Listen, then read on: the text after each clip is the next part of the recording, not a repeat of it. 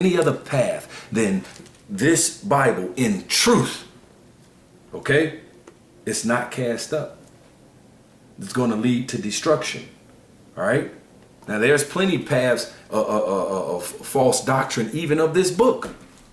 All right. Like modern day Christianity, like Jehovah's Witness, like Seventh-day Adventists, like Catholicism, Lutheran, Episcopalian, Pentecost,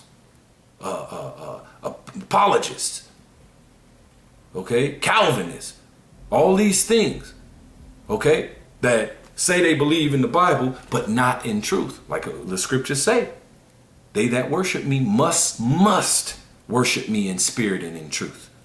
Truth, okay?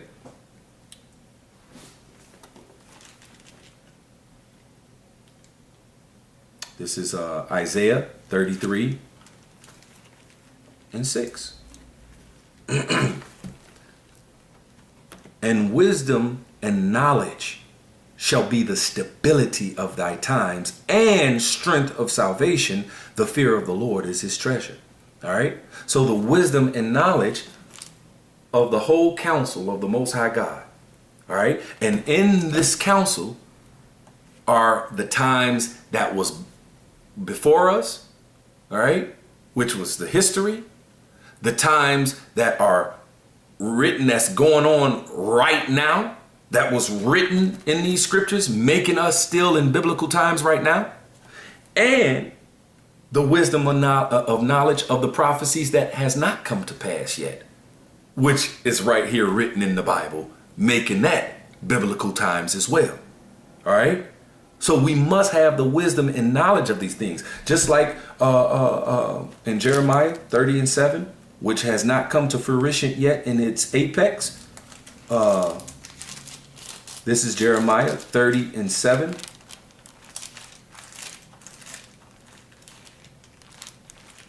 It says, alas, for that day is great, so that none is like it. It is even the time of Jacob's trouble, but he shall be saved out of it. All right. That remnant is going to be saved out of it. All right. And then ultimately, the rest of the Israelites, once they go through that judgment, they shall be saved from that. You know, but you don't want to have no part of that judgment. Just letting you know. All right. But that hasn't come to its height yet. Okay. That's written in Jeremiah about the time of Jacob's trouble. That hasn't even come yet.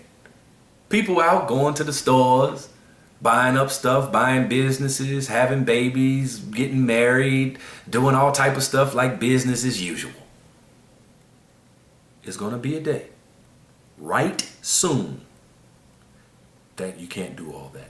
You can't just go outside, go down the street, go over your friend's house, go to work, go to the store and grab something to eat. There's going to be a time, all right, right soon, where you can't do those things. The scripture said so, making us still in biblical times. Okay.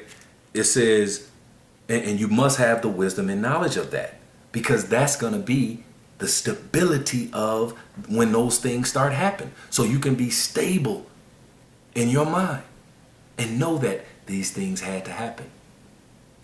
All right. May the Lord just give me the strength to endure whatever is going to befall me. And may I be part of that number to have salvation and make it to the kingdom on the first go round. Okay. It says, and the strength of your salvation is going to be the strength of how you're going to be saved. Is having this wisdom, knowledge, and understanding, and applying it and holding fast until he come and enduring until the end. That's what it's all about. That's what it's all about. My last scripture, I'm going to go to Hebrews chapter 10, verse 38. It says, now the just shall live by faith.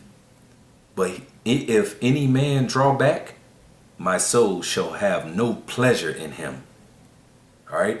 And the just shall live by faith. All right. It's the faith that's going to make you righteous. Right. But guess what?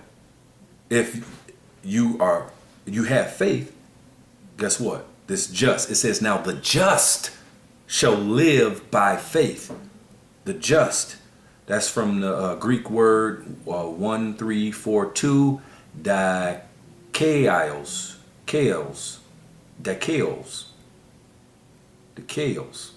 It says righteous, observing divine laws.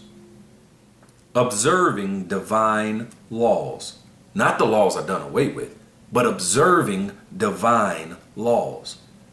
In a wide sense, upright, righteous, virtuous, keeping the commands of God. It says that's who the just shall live by faith. Okay? The ones who observe God's laws shall live by faith. The one who is keeping the commands of God.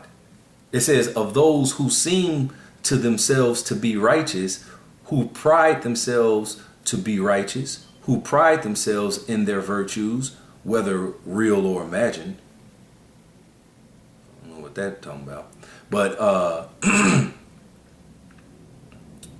it says, used of him whose way of thinking, feeling, and acting is wholly conformed to the will of God. Wholly conform to the will of Yahweh Hashem Yahweh Shai, and not conform to the will and ways of this world. Okay?